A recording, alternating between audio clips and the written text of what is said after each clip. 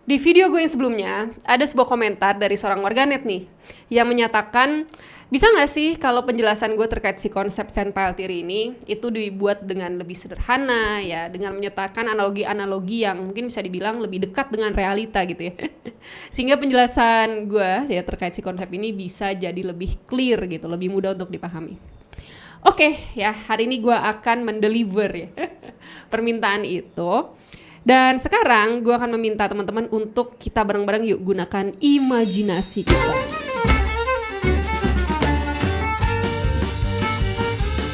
Di video gue kali ini, gue sudah buat sebuah learning map sederhana dengan harapan learning map ini tuh bisa menjadi penuntun pikiran kita bersama ya, untuk bisa mendownload pengetahuan-pengetahuan dari si lensa sandpile theory ini nih gitu, secara lebih utuh lagi ya.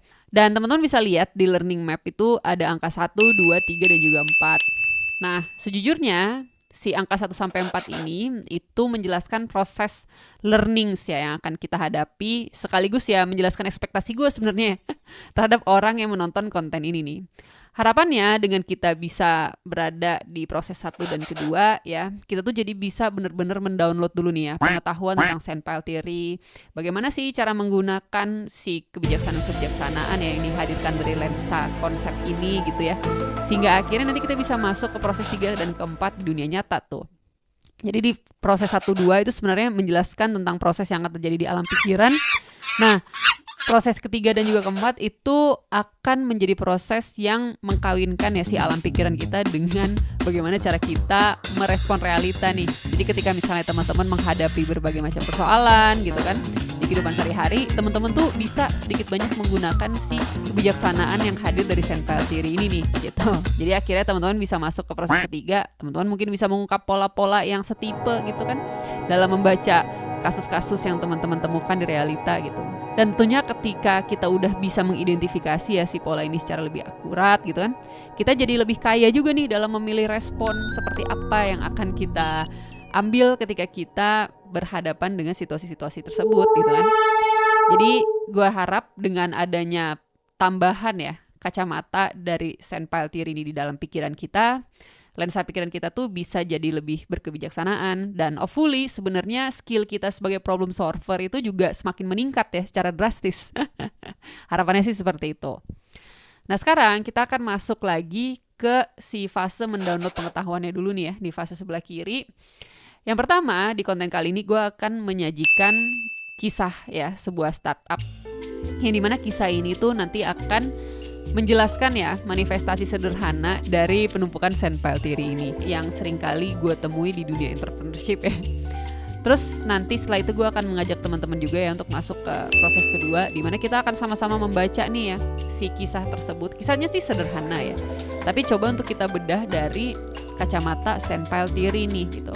Nah cuman untuk bisa membedah itu kita harus punya prior knowledge-nya dulu gitu kan. Kita harus punya pengetahuan-pengetahuan yang harus kita pahami terlebih dahulu tuh, agar ketika kita membaca dan juga membedahnya itu bisa lebih secara akurat. Nah di sini teman-teman bisa lihat kan di turunan proses kedua itu ada angka 2.1, 2.2, 2.1 pun kita turunkan lagi ya, ada 2.1.1 sama 2.1.2. Seperti yang gue bilang tadi, ini adalah pengetahuan-pengetahuan yang sebelumnya harus kita pahami dan ketahui terlebih dahulu tuh. Nah di section 2.1.1 itu kita akan mempelajari sedikit gitu, mengenal sih minimal ya apa sih sebenarnya complicated dan juga complex system gitu. Terus habis itu kita juga akan mempelajari tentang feedback loop ya, atau siklus umpan balik secara sederhana juga gitu di 2.1.2 gitu. Hopefully setelah kita memahami ya dua prior knowledge ini, nanti teman-teman juga bisa menyadari bahwa ada yang namanya itu black swan events, yaitu di 2.2. Jadi black swan events ini biasanya adalah pengetahuan tambahan yang disampaikan ketika seseorang menjelaskan the sandpile theory concept nih gitu. Kenapa demikian? Karena black swan itu adalah konsekuensi tuh ya, yang sering kali terjadi ketika kita membangun sebuah sandpile gitu. Jadi ada baiknya kita juga bisa melihat pengetahuan di other end-nya seperti itu. Setelah si berbagai macam prior knowledge di proses kedua ini kita bahas dan juga kita pahami secara lebih mendalam, nanti kita akan masuk ke proses ketiga dan keempat. Tapi tidak di video ini ya. Nanti proses 3 ke 4 itu akan gue jelaskan di video berikutnya sesuai dengan berbagai macam pengalaman yang pernah gue rasakan aja gitu ya di dunia nyata. Tapi di sini gue ingin memberikan catatan kembali kepada teman-teman kalau gue tuh bukanlah ahli ya ataupun seorang profesional di bidang sistem science ya. Sehingga penjelasan gue di video ini itu bukanlah penjelasan yang komprehensif, melainkan sebuah penjelasan yang praktikal aja gitu. Dimana gue berhasil untuk mengekstraksinya secara otodidak. Jadi silakan teman-teman jika ingin menambah tambahan-tambahan pengetahuan yang terkait konsep ini. Banyak banget kok informasi yang bisa lu peroleh ya di internet gitu ya terkait hal ini. Secara personal gue tuh hanyalah seseorang yang sangat amat penasaran gitu ya dengan the nature of reality. Maka dari itu gue suka banget nih mempelajari teori-teori baru gitu untuk memperkaya lensa pikiran gue. Dan kebetulan Sandfile Theory itu adalah salah satu konsep yang sangat membuat gue bisa melihat kebijaksanaan baru di realita sehingga akhirnya skill problem solving gue tuh meningkat drastis ya. Dan ya ini berdasarkan penilaian gue pribadi sih gitu. Dan juga gue sempat bertanya kepada orang-orang yang terdampak ya dari pengambilan keputusan gue. Dan sejauh ini mereka merasa bahwa bagaimana gue mengambil sebuah keputusan itu jadi jauh lebih bijaksana ya. Dan bisa menghasilkan keputusan-keputusan yang bertahan lama nih dampak positifnya tuh. Maka dari itu gue sangat amat berharap kalau si kebijaksanaan dari pengetahuan ini juga turut bisa teman-teman download tuh di pikiran. Sehingga akhirnya nanti lu juga bisa menjadi seseorang dengan tingkat kepiawaian penyelesaian masalah yang tinggi. Oke, kalau gitu sekarang kita langsung masuk aja ke proses yang pertama.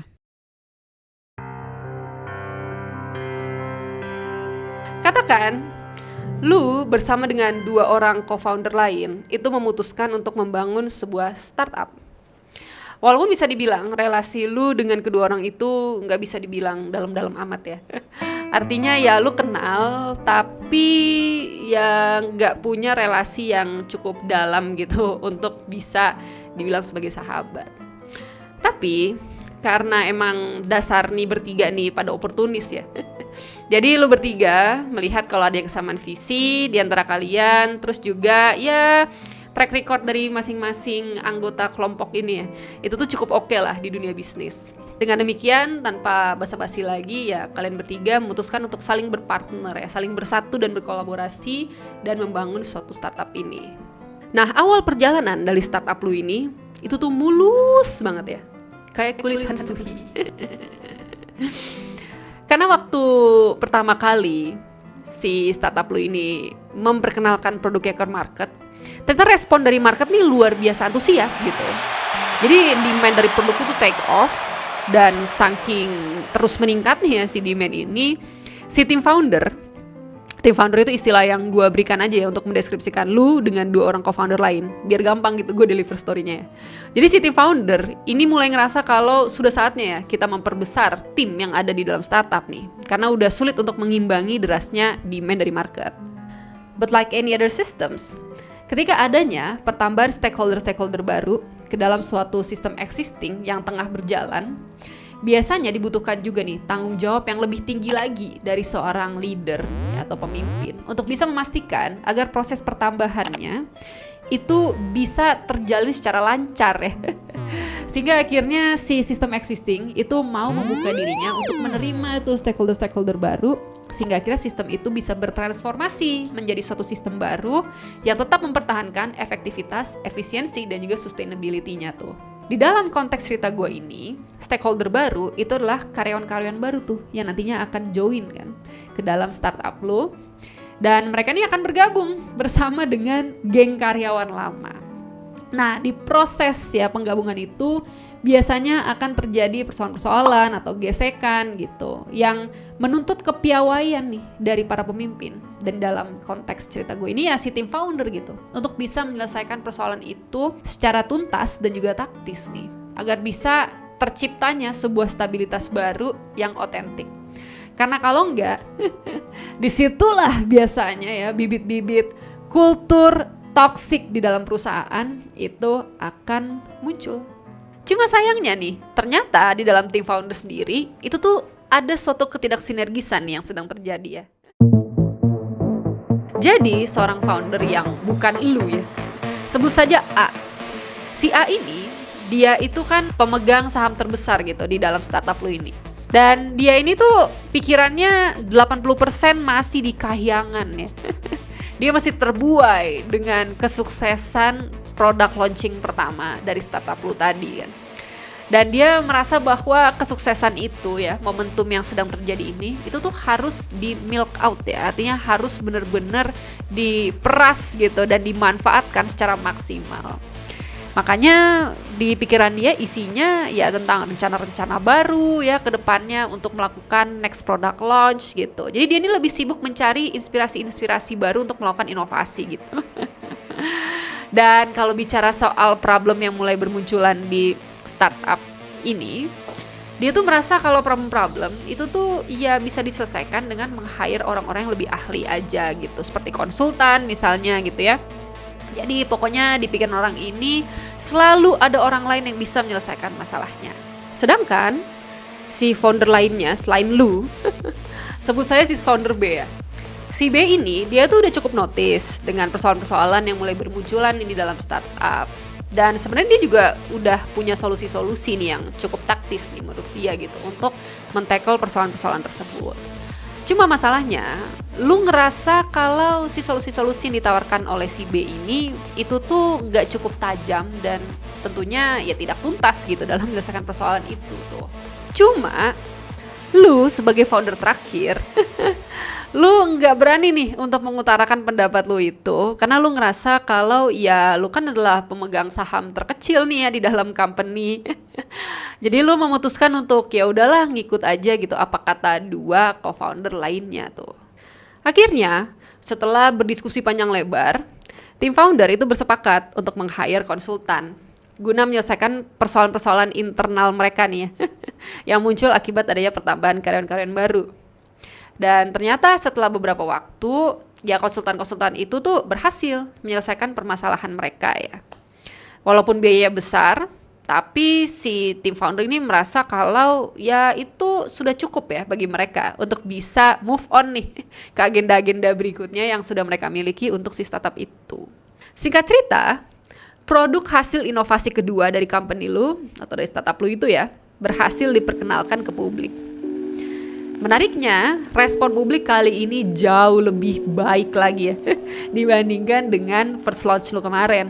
Antusiasme mereka meninggi ya, excitement mereka juga meningkat gitu ketika mereka diperkenalkan ke produk kedua ini. Alhasil, demand mereka terhadap produk-produk dari startup lu itu juga meningkat kan. Dan pola yang sama itu terulang kembali. Demand meningkat, tim lu kewalahan. Dan menariknya sistem yang sudah dibangun oleh konsultan lu tadi itu ternyata tidak cukup adaptif nih ya untuk bisa mengimbangi derasnya demand-demand yang masuk tuh. Akhirnya apa? Akhirnya tekanan di dalam tim lu itu tuh meningkat tuh. Dan iya karena tekanan yang meningkat, persoalan atau konflik-konflik itu juga jadi muncul kembali nih ya di dalam startup lu. Dan ketika lu melihatnya secara lebih tajam, banyak persoalan-persoalan yang muncul itu sebenarnya memiliki pola-pola yang sama seperti dengan persoalan yang terjadi di company lu di masa lampau. Yang menariknya, ketika para tim founder menyadari persoalan-persoalan ini, mereka itu memutuskan untuk mengulang keputusan mereka di masa lalu. Yaitu apa? Yaitu meng-hire konsultan-konsultan, tapi kali ini mereka mencoba untuk mencari yang lebih ahli lagi gitu.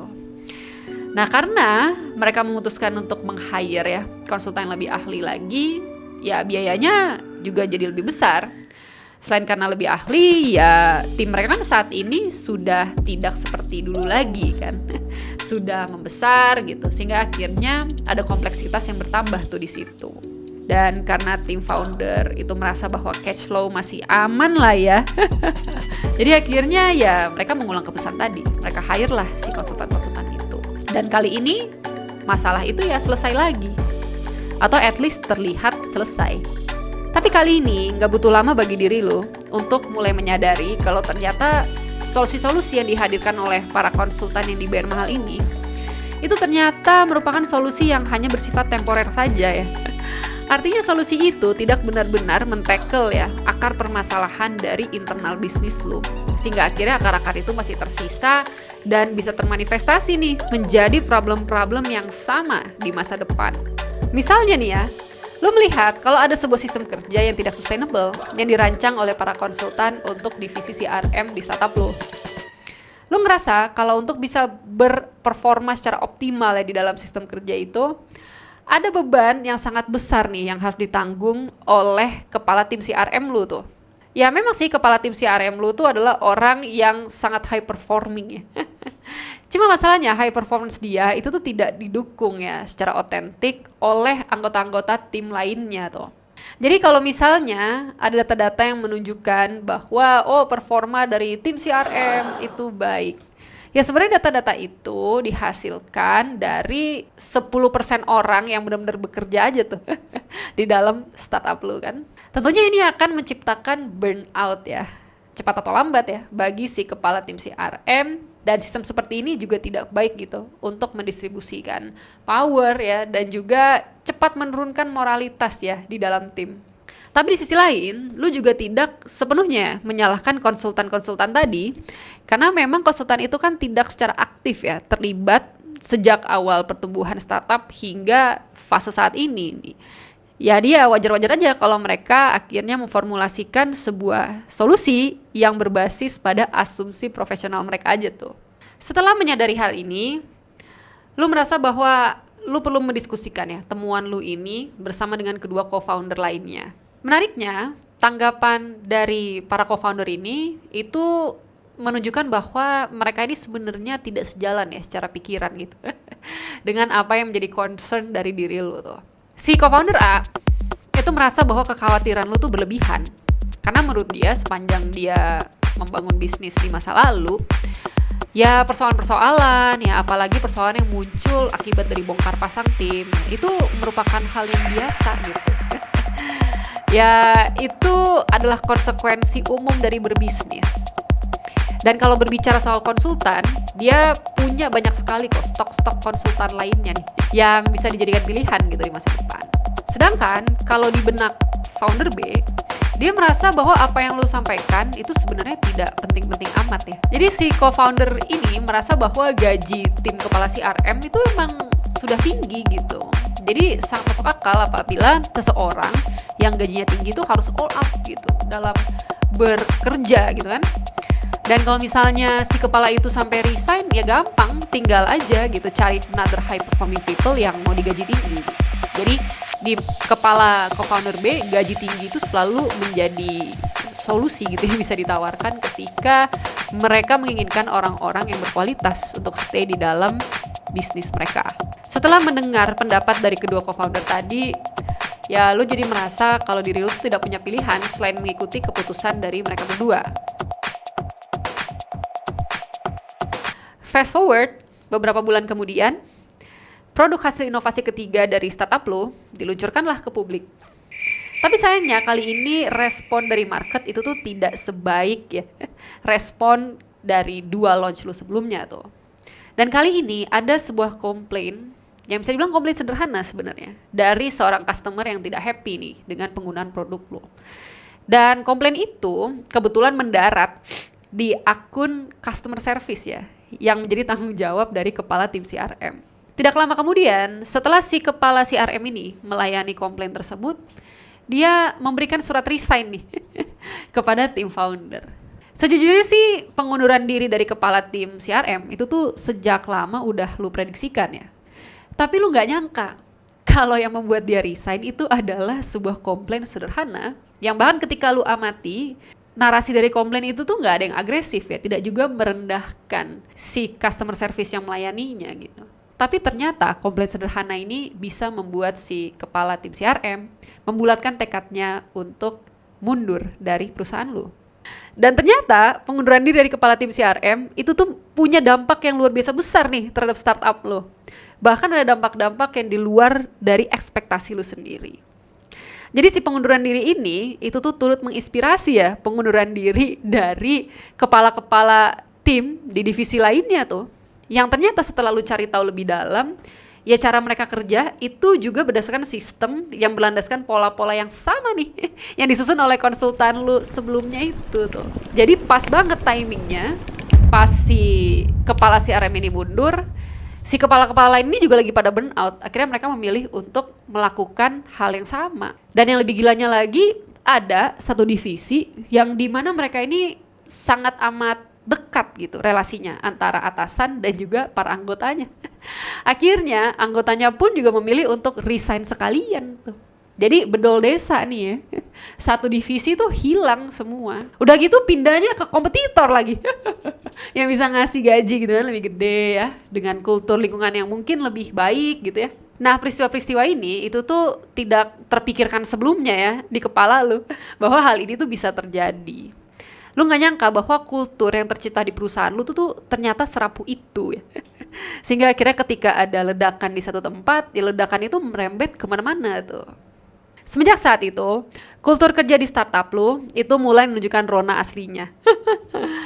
Mereka-mereka yang sudah siap pergi, alias karyawan-karyawan lama yang sebelumnya itu mengajukan pengunduran diri, itu bekerjanya sudah ogah-ogahan ya, apalagi di sisa-sisa waktu mereka berada di company lu. Ya gimana enggak gitu, secara mental memang mereka kan sebenarnya udah enggak lagi ya berada di company lu. Apalagi kalau memang alasan mereka resign itu adalah karena adanya akumulasi ya pengalaman negatif yang mereka rasakan selama mereka berproses nih bersama dengan startup tuh. Dan sayangnya di waktu yang bersamaan karyawan-karyawan baru ini kan pada masuk ya. Mereka ini belum apa-apa tuh sudah harus terpapar dengan budaya kerja yang kurang oke gitu ya. Yang tentunya ini kan nanti ya gua rasa sih sebagian besar akan diwariskan ya dari karyawan lama kepada karyawan baru tuh.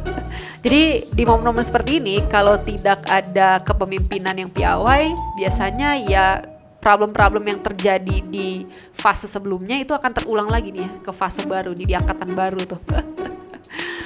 Dan ya karena memang sayangnya ya di startup lu ini kan tidak ada kepemimpinan yang bijaksana gitu untuk bisa menghandle dan membaca ini semua. Akhirnya proses transisi ini nih penuh dengan ketidaklancaran. Karyawan-karyawan baru tuh jadi sulit beradaptasi untuk mengikuti tuh ritme existing dari company atau startup lu itu kan. Akhirnya apa? Akhirnya komplain mulai berdatangan nih dari customer gitu kan atau calon-calon buyer. And at the same time pun juga di luar sana kompetitor tuh juga mulai pada bermunculan. Bahkan kan ada tuh yang nyolong satu divisi ya dari startup lu kan untuk bekerja di company mereka begitu.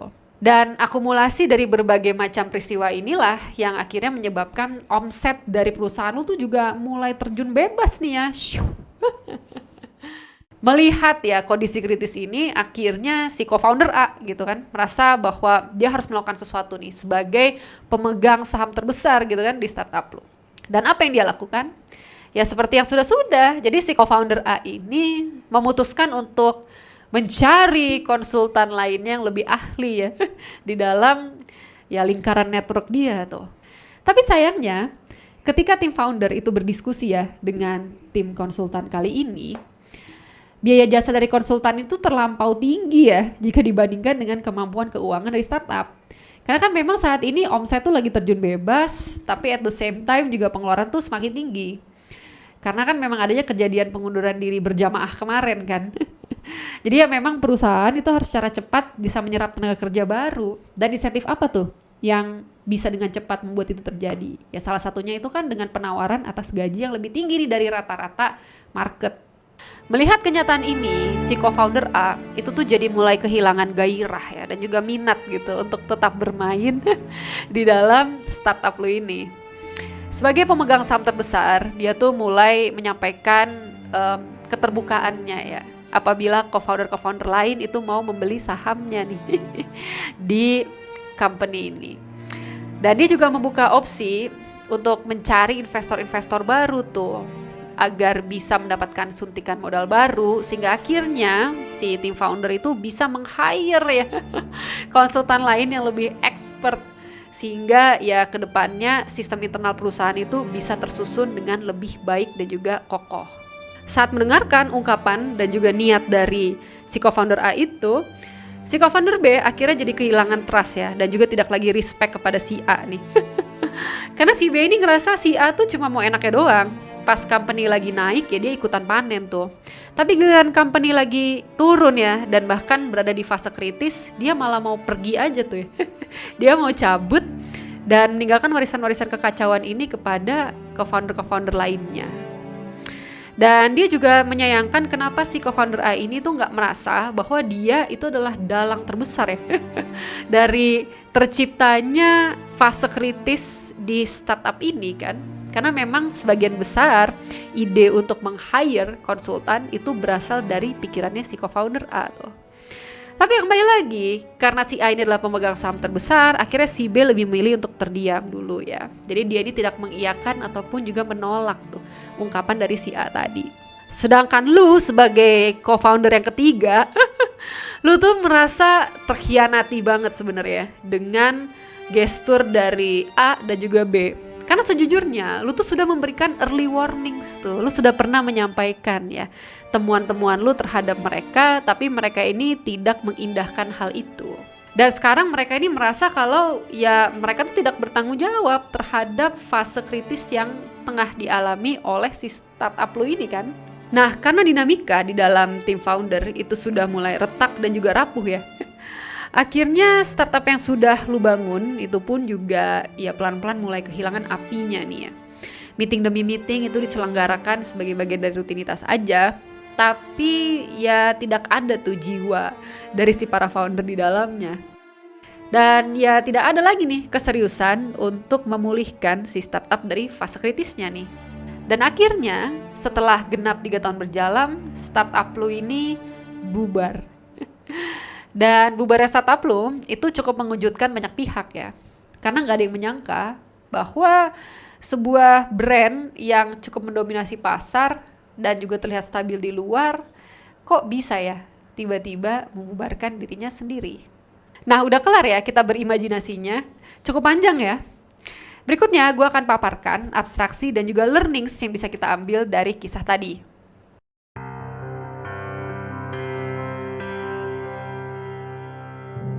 Nah sekarang kita akan bahas abstraksinya nih ya.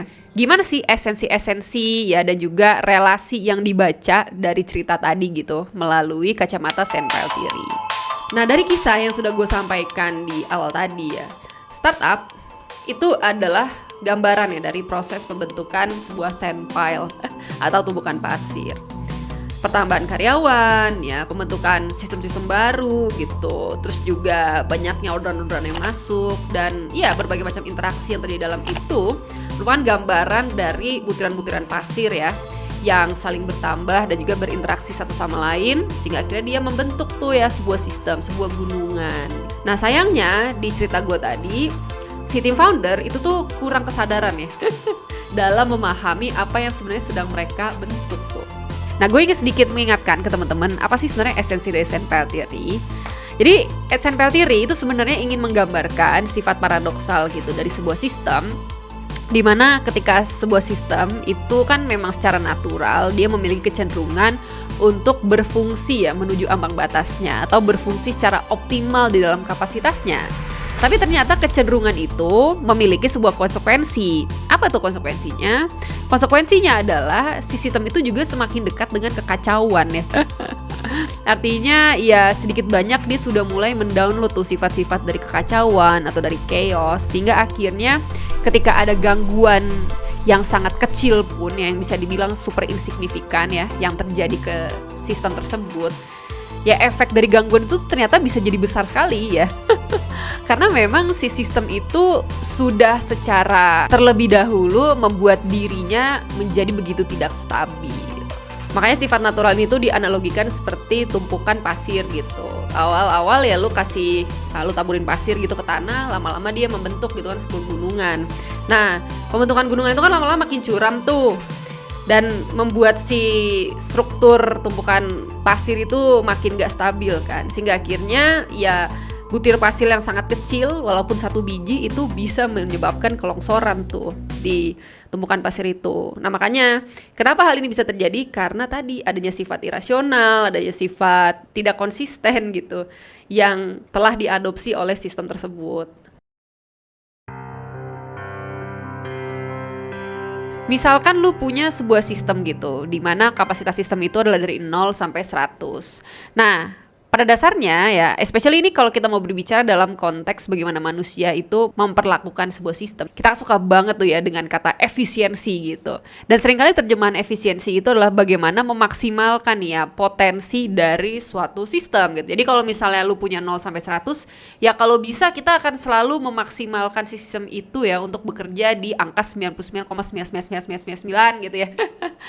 Sehingga akhirnya ya daya yang kita keluarkan agar si sistem tadi bisa berfungsi ya tentunya bisa memberikan return yang maksimal gitu.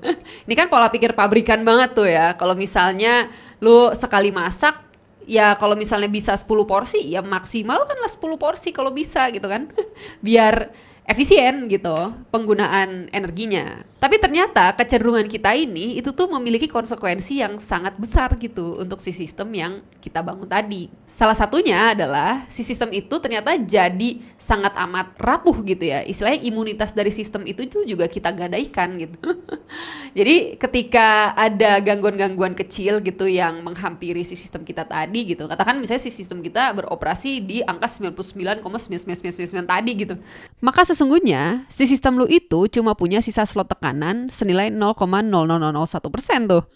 Dan kalau ternyata si kekuatan gangguan kecil itu bernilai 0,1% aja, ya sesungguhnya dia kan udah cukup powerful tuh untuk bisa membuat sistem lu menekan dirinya sendiri lagi ya untuk melebihi ambang batas dan masuk ke dalam kekacauan.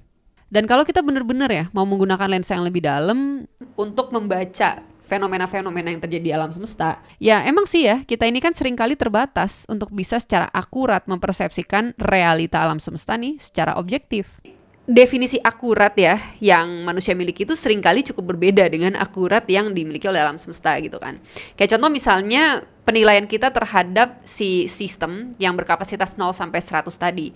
Mungkin kalau dari sudut pandang manusia kita akan menganggap bahwa 0 sampai 100 itu adalah jangkauan yang aman untuk si sistem itu agar tetap bisa berfungsi sebagaimana mestinya gitu kan.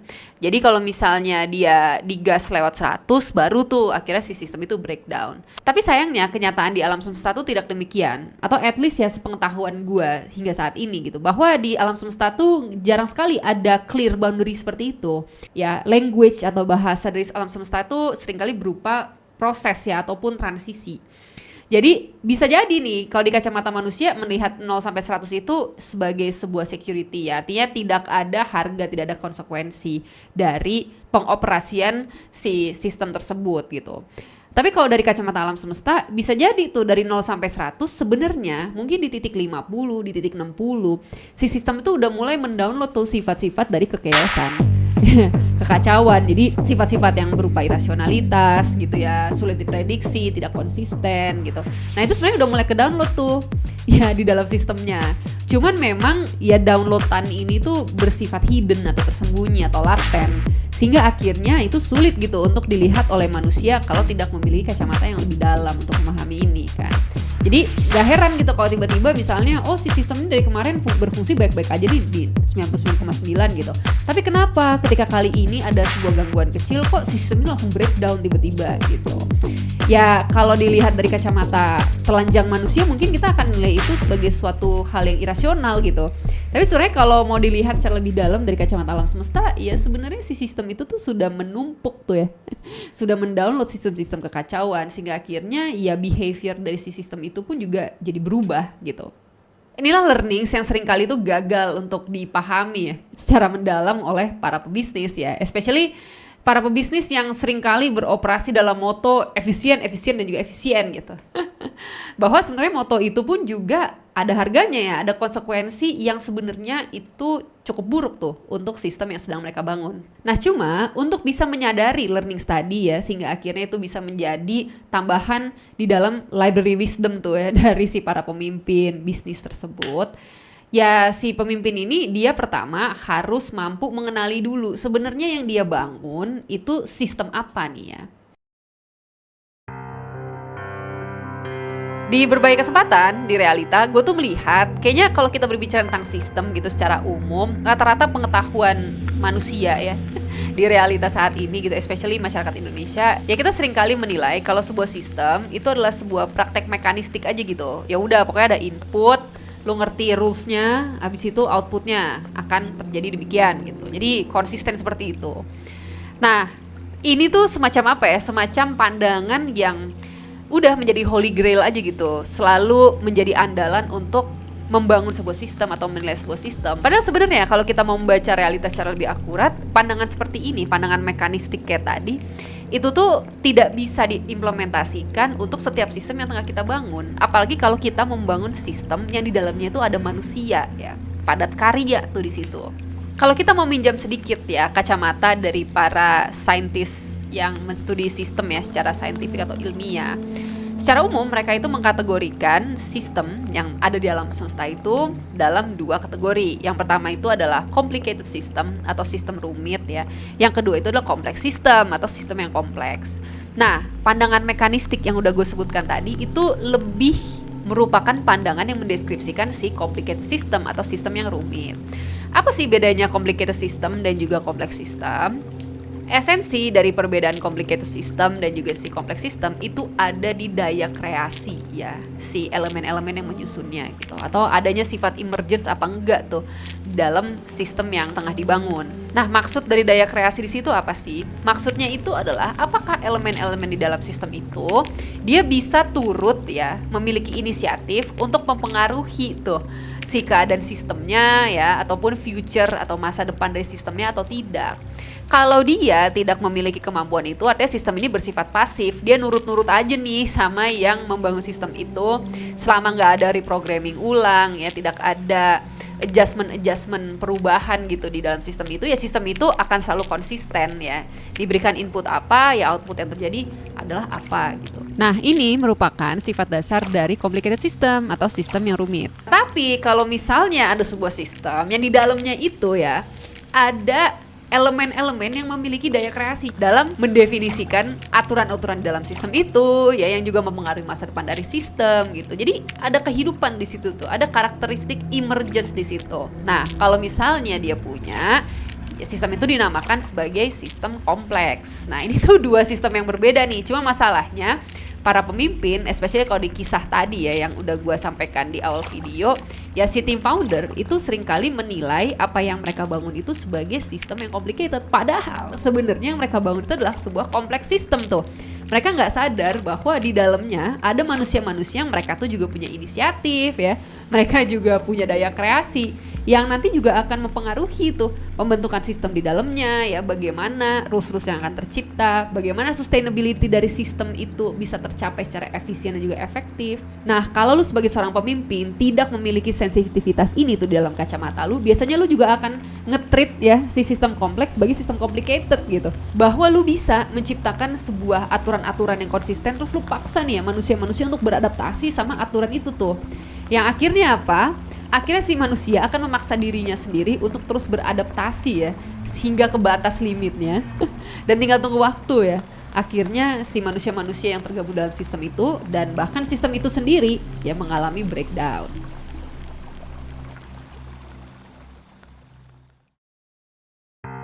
Di sini gue ingin go in depth sedikit untuk menjelaskan perbedaan dari si complicated system dan juga complex system. Nah, si complicated system itu adalah sistem yang rumit ya, tapi kerumitannya itu sebenarnya bisa di-trace secara linier ya. Karena rules-rulesnya itu pun lebih konsisten, dan konsistensi ini bisa tercapai. Karena apa? Karena memang si elemen-elemen yang menyusunnya itu tidak memiliki daya kreasi ya. Jadi mereka itu bersifat pasif. Tergantung bagaimana si pembuat sistem itu menyusun mereka untuk berinteraksi satu sama lain. Dan kalau misalnya terjadi problem ya atau kerusakan gitu di dalam sistem itu atau gangguan, nge-trace-nya itu juga gampang. Katakan lu mau membuat sebuah brownies. Brownies itu adalah sebuah sistem yang terdiri dari elemen-elemen yang saling berinteraksi dan juga berproses dengan metode tertentu sehingga akhirnya ya, ketika semua aturan itu dijalankan dengan presisi, maka sebuah brownies itu bisa terbentuk. Dan biasanya step by stepnya itu juga clear dan arahnya itu konsisten ya. Artinya untuk membuat brownies, pertama misalnya lu harus beli telur dulu, abis beli telur terus lu pecahkan telurnya, terus lu masukin tepung, habis masukin tepung lu masukin cocoa powder gitu, terus juga aduk-aduk sebentar, habis itu panaskan oven, lu masukkan si brownies ke dalam oven, dan ya udah dalam waktu 15 menit misalnya, ini gue ngarang aja. Dalam 15 menit jadi deh brownies gitu. Nah, asal lu tahu rules of the game-nya, lu akan selalu bisa menghasilkan si brownies itu secara konsisten ya, kurang lebih. Dan selama lu tidak mengubah ya si alur tadi gitu, ya hasil yang lu akan dapet itu juga tidak akan berubah ya. Artinya predictability-nya itu tinggi ya. Karena perjalanan fungsi sistem itu juga konsisten, linear gitu, satu arah. Dan kalau terjadi permasalahan ya, misalkan oke, si brownies lu ternyata gosong. Nah, secara intuitif tuh gampang gitu untuk nge-trace dan menelusuri itu kan. Oh, kalau gosong kemungkinan besar nih si heat atau suhu dari si oven atau panggangannya itu kurang sesuai, misalnya begitu. Atau kalau misalnya ternyata si brownies lu kelembekan, oh mungkin tepungnya kurang ya, atau telurnya kebanyakan gitu. Nah, kemudahan untuk menelusuri permasalahan kayak gini nih, itu tuh jauh lebih mudah untuk dilakukan ketika menangani complicated system ya, karena sifatnya yang linear dan juga konsisten. Sedangkan kalau kita berbicara tentang kompleks sistem, rules-rules yang tercipta di dalam sistem itu tuh seringkali ever changing, ataupun juga mungkin aja rules yang sama itu bisa memiliki output atau outcome yang berbeda gitu. Karena kan memang di dalam si sistem ini, elemen-elemen penyusunnya itu tuh berdaya kreasi gitu. Jadi elemen-elemen di dalam sistem ini itu sangat sensitif terhadap ruang, waktu, dan juga kondisi elemen lain. Makanya rules yang ada di dalam sistem ini itu dituntut untuk selalu adaptif. Karena kalau enggak, ujung-ujungnya nanti si elemen-elemen dalam sistem itu bisa jadi maladaptif ya. Artinya dia akan beradaptasi, tapi sebenarnya dia ini berpotensi untuk menciptakan kerusakan pada dirinya dan sistem itu sendiri, khususnya dalam jangka panjang. Dan kita juga harus memahami bahwa elemen-elemen di dalam sistem itu tuh mereka memiliki bentuk relasi atau bentuk interaksi yang seringkali tidak one way ya, seperti si complicated system gitu yang biasanya konsisten. Kalau kita meminjam konteks brownies tadi misalnya, kan nggak bisa tuh lu memanggang tanpa membuat adonan brownies dulu kan?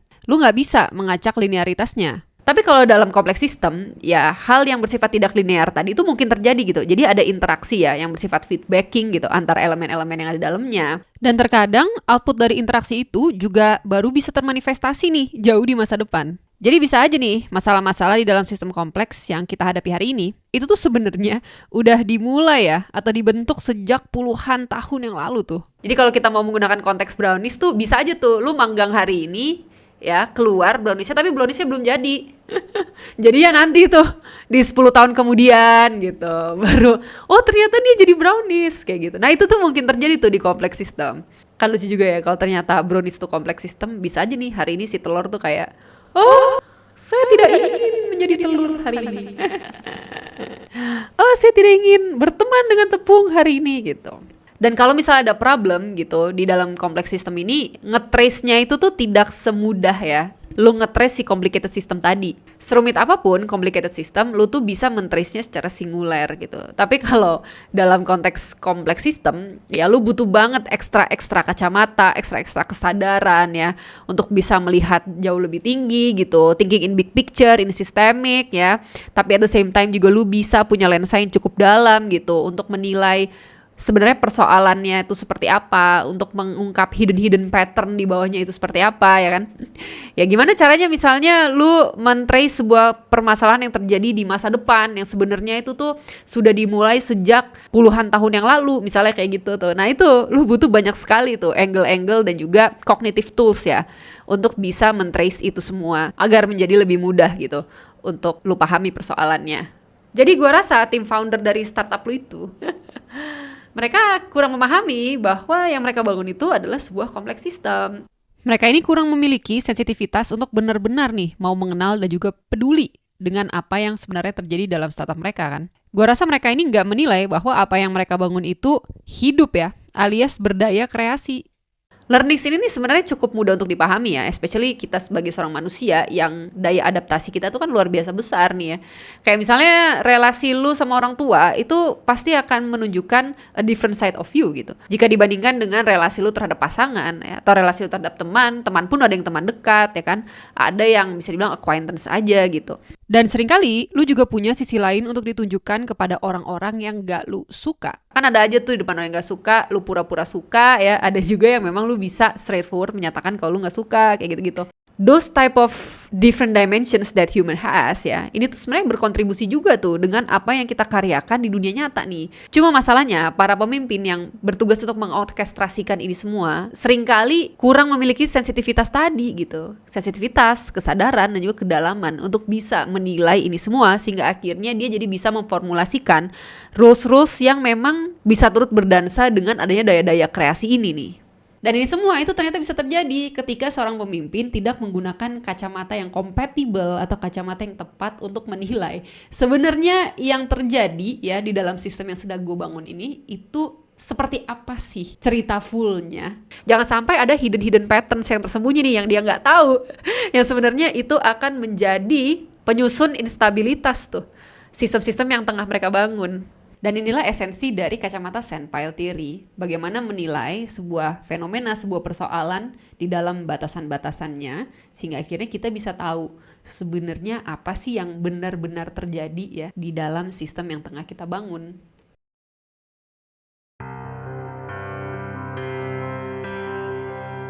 Nah berikutnya kita akan ngomongin tentang konsultan ya. Konsultan di dalam cerita ini itu adalah manifestasi dari kegemaran ya atau kesenangan para pemimpin untuk memilih quick fixes ya ketika sebuah problem itu datang. Biasanya quick fixes itu adalah salah satu contoh reaktivitas ya dari seorang pemimpin untuk buru-buru menyelesaikan masalah tanpa mengerti secara mendalam sebenarnya apa sih nature dari problem itu.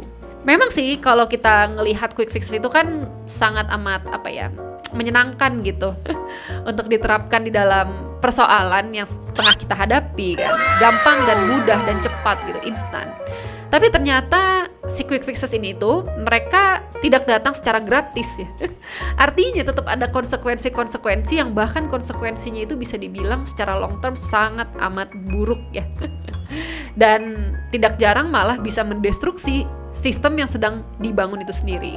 Quick fixes itu tuh sering banget Membuat masalah-masalah itu selesai dalam waktu sementara. tapi di masa depan masalah yang sama ya dengan pola yang sama itu biasanya akan terjadi lagi nih, sehingga akhirnya muncul atau pola berulang di dalam sebuah bisnis yang dimana setiap pengulangannya itu biasanya akan memperberat ya dampak dari si problem yang muncul gitu. Ini tuh kenapa bisa terjadi sih? Ya ini bisa terjadi karena memang quick fixes itu pada dasarnya tidak menyelesaikan persoalan secara tuntas. Gue sih orang yang tidak begitu masalah ya sebenarnya ketika seseorang memilih untuk melakukan quick fixes, entah karena keterbatasan dia ya ataupun juga karena ditekan oleh situasi-situasi yang genting. Tapi setiap orang gue rasa perlu sadar bahwa quick fixes itu juga tidak datang dengan gratis. Alias ada konsekuensi di masa depan yang nantinya juga harus lu tanggung gitu. Seperti halnya mentalitas dari kepala tim CRM gitu. Mungkin aja di kuarter pertama ya, waktu solusi yang dipropose oleh si konsultan itu diimplementasikan di divisi CRM, si kepala tim ini masih happy lah, masih legowo gitu. Dia masih ingin membuktikan diri dia ya, bahwa dia adalah leader yang baik gitu kan. Jadi high performance dia nggak ada masalah kalau diambil sebagai kredit juga nih untuk si keseluruhan divisi gitu kan. Jadi dia masih merasa I will take one for the team gitu. Nah waktu masuk ke kuartal kedua, si kepala tim tuh udah mulai capek. Dia udah mulai lelah dengan besarnya tanggung jawab dan juga beban yang harus ia pikul secara terus-menerus nih. Akibat kinerja buruk dari anggota tim lainnya kan. Pelan-pelan waktu masuk ke Q3, si kepala tim ini udah mulai mempertanyakan ya ketidakadilan dari sistem yang dia rasa ini sangat amat buruk sebenarnya untuk diri dia ya. Dan ya dari situ pelan-pelan pertanyaannya mulai menjadi pertanyaan-pertanyaan yang lebih eksistensial nih, lebih mempertanyakan kenapa ya dia ada di startup ini gitu ya. Jadi ya pelan-pelan dendam dan juga amarah gitu yang udah muncul sejak kuarter 2 itu tuh mulai menumpuk ya, sehingga akhirnya berbunga menjadi kefrustasian karir. Nah waktu masuk ke kuarter 4, lagi 4 dan seterusnya nih, karena sudah ada tuh ya momok di dalam diri ya, di dalam mental si kepala tim si RM, akhirnya ya komunikasi di dalam tim itu jadi buruk. Terus juga ya banyak sekali drama-drama gak penting nih yang semakin memperberat kinerja dari kepala tim itu sendiri sebenarnya. Nah inilah gambaran dari sebuah negatif feedback loop atau siklus umpan balik yang negatif nih ya. Kan dari Q1, Q2, Q3, Q4 itu kan sebenarnya ada siklus yang berulang tuh di situ ya. Jadi Si konsultan ini kan membuat sistem kerja untuk dipraktekkan sejak Q1. Nah, masalahnya dampak dari sistem kerja itu tuh di Q1, Q2, Q3, Q4 tuh berbeda-beda ya. Dan dampaknya itu semakin severe ya, atau semakin besar gitu seiring berjalannya waktu kan. Kalau dampaknya positif mah oke-oke aja ya, tapi kalau dampaknya negatif kan artinya dampak tersebut tuh bertambah berkali-kali lipat di setiap pengulangan siklusnya nih ya. Kenapa itu bisa menjadi berkali-kali lipat? Karena ada sisa-sisa, atau gue sih suka bilangnya sampah-sampah. Sampah-sampah yang terjadi ketika penyelesaian masalah di Q1 tuh nggak tuntas. Jadi sampah itu tuh ya menjadi beban atau tanggung jawab ya yang harus juga turut dipikul di siklus kedua, dan itu juga akan terus bertambah ya sering bertambahnya siklus. Nah, akumulasi yang hidden ini nih yang berbahaya ya, yang menurut gue menjadi salah satu penyebab dari tersusunnya instabilitas ya di dalam sebuah sistem, walaupun tidak bisa dilihat secara kasat mata gitu. Jadi nggak heran nih kalau si para founder itu nggak sadar mereka nih lagi membangun sebuah sistem yang sangat amat tidak stabil, karena banyak sekali sistem-sistem yang tidak berkeadilan tuh di dalamnya ya, sehingga akhirnya hal ini akan membuat si sistem itu menjadi sangat amat rentan dan juga rapuh. Nah, ini tuh kayak bom waktu aja, tinggal tunggu waktu di mana si butir pasir kecil itu akan sampai di titik kritis sistem yang tengah dibangun. Dan ternyata sebutir pasir itu datang dalam bentuk sebuah komplain yang sederhana ya. Komplain itu bahkan tidak agresif ya, tidak merendahkan si kepala tim. Cuma karena si komplain itu hadir ketika kepala tim nih sudah mengalami mental fatigue yang luar biasa ya. Jadi jiwanya ini sudah sangat amat istilahnya berada di limit ya atau batas yang bisa ditoleransi oleh dirinya. Akhirnya muncullah tuh irrational behavior dari si kepala tim CRM. Kan kalau dilihat secara jauh kan sebenarnya lucu ya, bagaimana sebuah komplain sederhana yang bahkan tidak agresif, tidak invasif gitu, itu ternyata bisa men-trigger atau memantik ya seseorang untuk mengambil keputusan karir yang sangat drastis gitu. Mungkin ini kali ya yang dimaksud oleh Alan Moore di The Killing Joke. All it takes is one bad day to reduce the sanest man alive to lunacy. That's how far the world is from where I am. Just one bad day. Hanya karena satu komplain tambahan dari seorang customer, si kepala tim CRM itu memilih untuk menjadi Joker.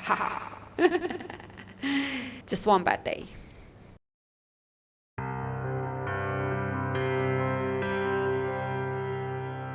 Black Swan Events itu adalah istilah yang juga seringkali disinggung ketika seseorang menjelaskan tentang konsep Sandpile Theory. Kenapa demikian?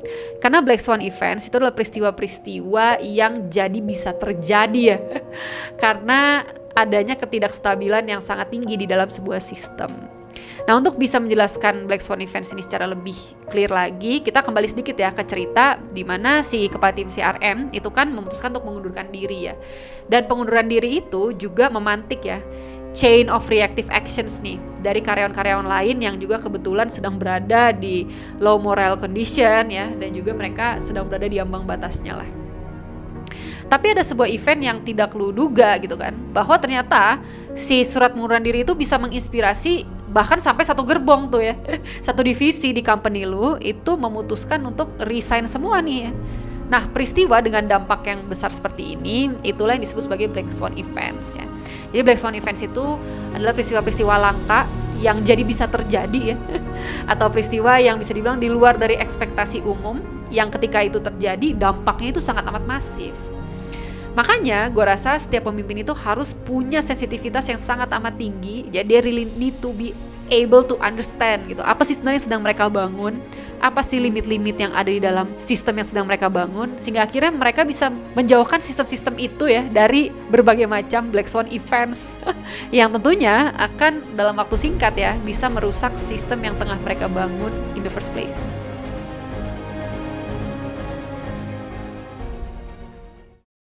Demikian teman-teman penjelasan gue terkait konsep Sandpile Theory ya. dengan konteks-konteks yang lebih sederhana dan juga lebih relate gitu untuk ditemukan di kehidupan sehari-hari. Gue harap penyampaian gue ini bisa cukup dimengerti gitu, dan kalau memang teman-teman masih kurang paham ya bisa banget ya silahkan komen di kolom komentar bawah.